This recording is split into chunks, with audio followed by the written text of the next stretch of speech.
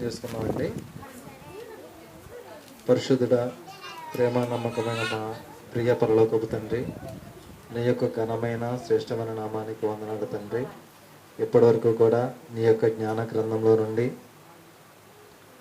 బైబిల్లో నుండి ఒక 4 పాఠాలు 5 పాఠాలు నేర్చుకున్నాం తండ్రి.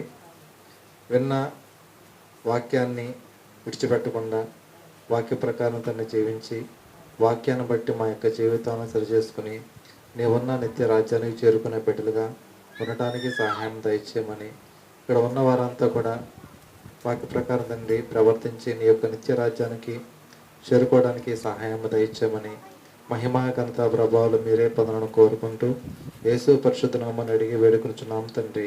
ఆమేన్.